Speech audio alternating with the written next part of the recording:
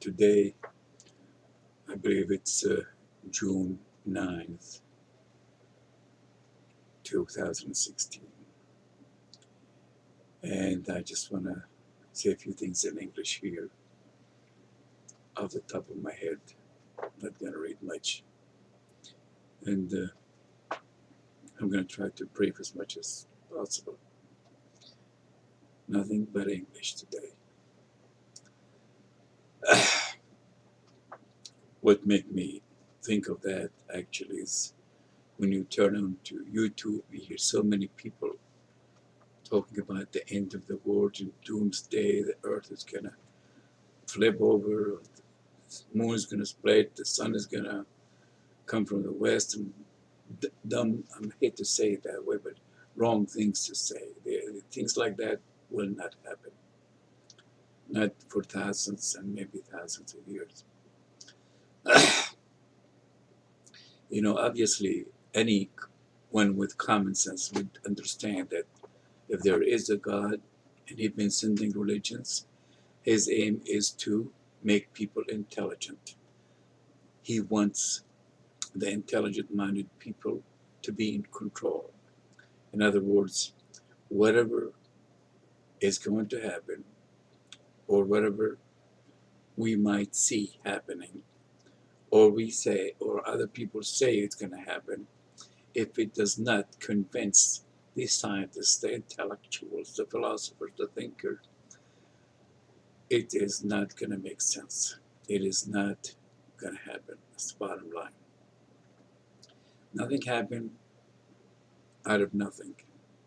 There have to be a way. There have to be a tool. There have to be a reason for it. Let me just start with something might be interesting to you.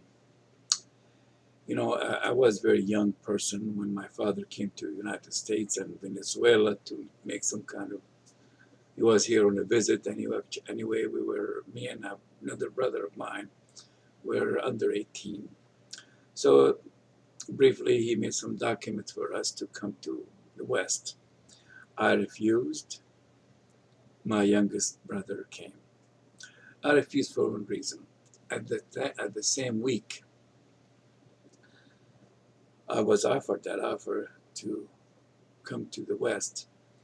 For the first time, I heard the teacher telling me, come to the class looking for me about an essay or an article I wrote, which I was required to write. And he was asking me, who wrote that for you? I said, I wrote it. He did not believe it. He gave me compliments. And from there, I thought that I know there's so much I know. I need, and the only way to take all that out or get that off my mind is through the Arabic language. So I fell in love with the Arabic language. So I did not want to leave the Arabic language. I want to finish high school. I want to go to college. Bottom line, I won the battle against my family and I stayed there. But it wasn't too long when the war of 1967 came and I had to go to Syria. I was at Damascus University. Suddenly, papers, documents, everything was ready. They were just waiting for me. My family, my brother sent it to me and they said, your mother said you better come over or you're going to die there. No one's going to help you. You can't go back to the West Bank and you can't have no source of income. God with me between a rock and a hard place. I had no choice but to leave. I cried my eyes out, but I left. When I came to the United States for a week, I have another brother here who offered me to stay in this country if I marry an American citizen. I had values, said no, I don't want to. I don't want to come anyway. I stayed here for a week, went to Venezuela. I did not like it out there. I felt like lost. So I started writing to American College Ann Arbor, Michigan. I got an approval, and I went to the embassy there to apply for the visa.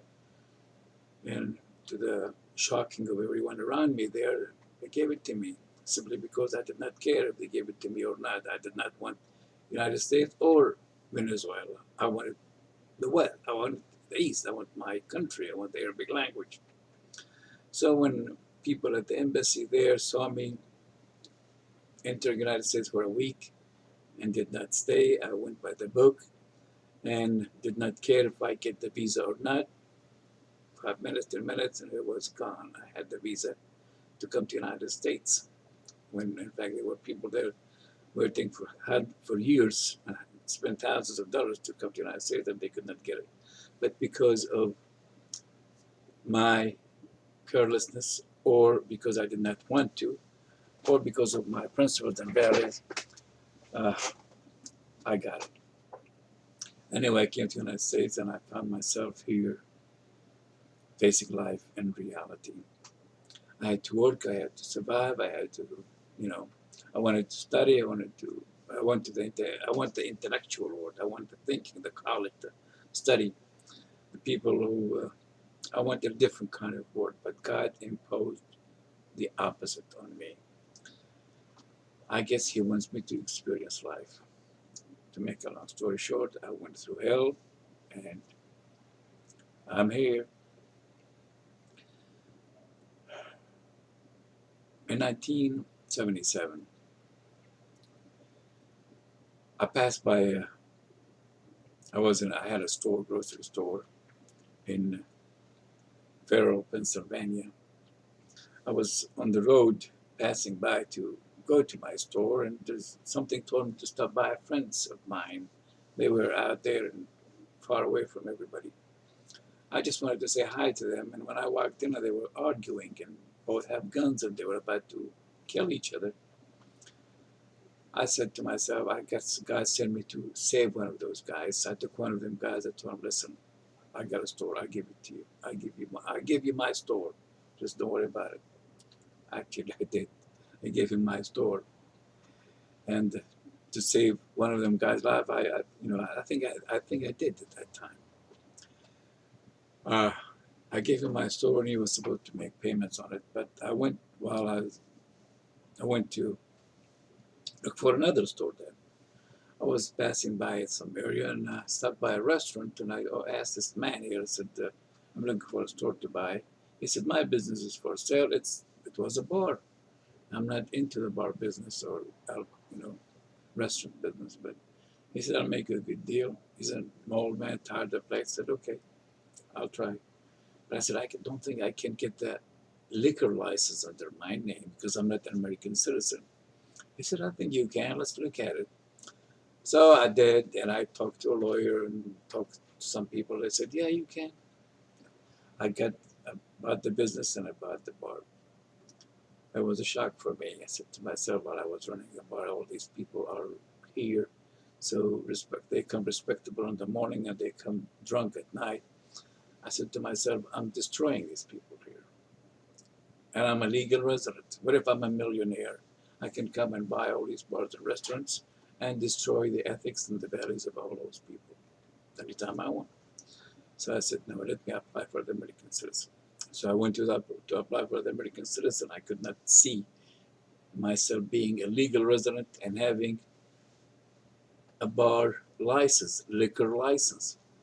So I went to apply for the American citizenship.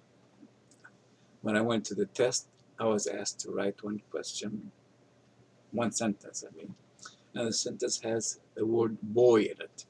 In other words, the difference between B-O-U-Y and B-O-Y. I knew the difference. So when the inspector saw that I know a difference between B-O-U-Y and B-O-Y, he said, oh, you passed one question. I became an American citizen. I said to myself, on the way back, I said, that does not make any sense. You wait that long to become an American citizen for one question. So I started thinking and thinking and thinking. Finally, I said to myself, well, what's the difference between me and an American citizen? Not much. The voting rights. I have no right to it. I said, well, I have a cousin of mine that I know about that he died in Vietnam. He was not an American citizen. And I pay taxes. And we are living in a superpower country here. It's not just any country. A superpower country, atomic bombs. The president can make a decision to destroy me and my family and my future forever. And I'm paying taxes. I have to be drafted. So I don't see any difference between me and an American citizen. I need to vote. So I went to campaign for the issue of aliens' right to vote. And that's when problems started happening. I found a lot of response. People from leaders from all over the country, state and national level. I had a good response. They took it seriously. So I started thinking about it seriously. That's